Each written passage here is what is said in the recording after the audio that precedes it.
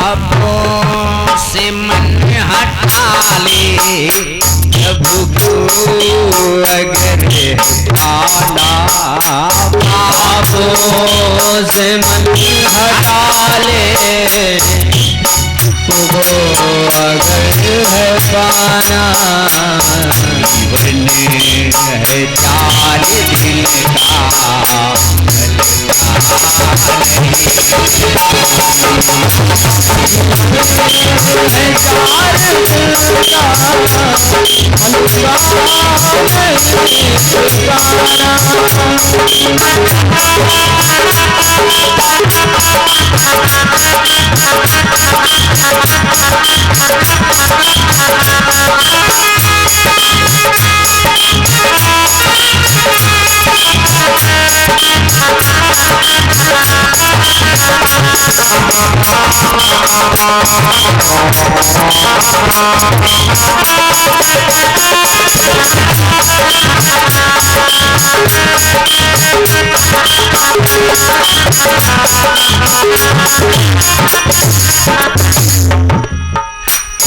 जीवन 4 दिन का है, मालूम नहीं 4 दिन कैसे हमारे बीतेंगे, इसलिए परमात्मा का भजन करो। एक न एक दिन सभी को जाना पड़ेगा। आया है सो जाएगा राजा रंग को फकीर, और कोई सिंहासन चढ़ी चले, कोई बांधे जात जंजीर।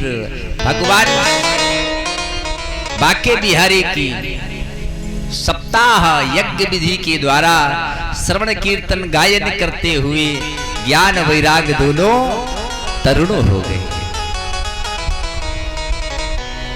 शौनकाद ऋषियों ने कहा, गुरुदेव क्या भगवान की ये कथा और भी कुछ लाभ दे सकती है? कहा, जिन्होंने अपने जीवन में बहुत बड़े बड़े पातक किए हों, पाप कर्म किए हों, उसको भी भगवान की ये भागवत कथा भव से पार लगा देती है। कहा, महाराज एक प्रसंग मुझे सुनाने की कृपा करें। तो व्यास जी ने लिखा, तुंगभद्रा तटे पूर्वम भूतपत्तनम उत्तमम यत्र वर्णाव स्वधर्मेण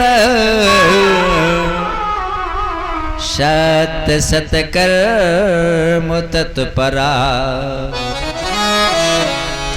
तुंगभद्रा नदी के किनारे एक उत्तम नाम का नगर, जहां पर एक ब्राह्मण रहता है,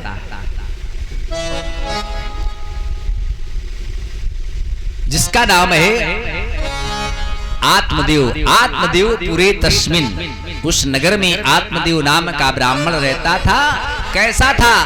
द्वितीय इव भास्करा, इस धरातल का, इस पृथ्वी का, उस भूमंडल का दूसरा सूर्य क्यों ना हो, इतने बड़े ज्ञानी थे आत्मदेव नाम के ब्राह्मण।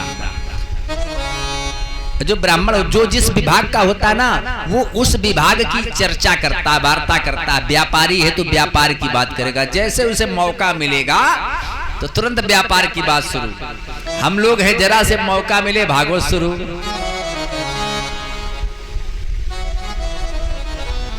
हम लोग कभी कभी अपने घर में भी कोई नहीं होता है, नेत्र बंद कर लेते हैं, अपने आराध्य को हृदयांतर में बिठाकर कथा शुरू कर देते हैं। पत्नी है, बच्चे हैं, उनको सुनाया करते हैं। आत्मदेव जी ने स्वाध्याय में एक दिन पढ़ा, धिग्जीवितम प्रजाहीनम। उस राजा का जीवन व्यर्थ है, उस राजा को धिक्कार है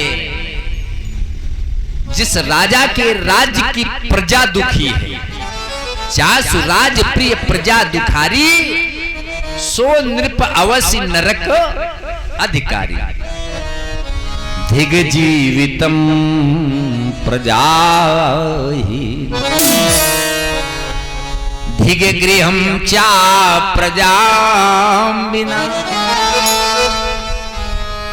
धिग धनम चा नृपस्तस्य, धिग कुलम संतति बिना, जीवितम प्रजाहीनम।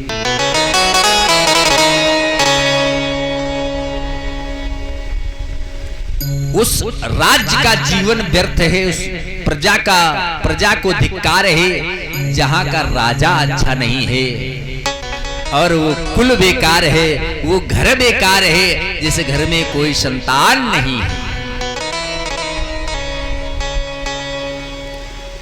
इस ब्राह्मण की एक पत्नी है जिसका नाम है धुंधली। यथा नामा तथा गुणा, जैसा नाम है। धुंध माने क्या होता है? अभी जरा सी कर रही हवा चले इधर पीछे से तो आप लोग कहोगे देखो पंडित जी अब विराम करो, धुंध छा गई है। धुंध जहां कुछ दिखाई ना पड़े उसको क्या कहा जाएगा? अंधेला। ऐसा ब्राह्मण के जीवन में अंधेला भी यहीं से शुरू हुआ है। कुछ लोग बताते हैं कि ये हर एक पुरुष का उत्थान जो होता है ना, उसके पीछे किसी महिला का हाथ होता है, लेकिन यहां इस ब्राह्मण का जो आज पतन हो रहा है इसमें भी आचरण विहीन जीवन है इनका।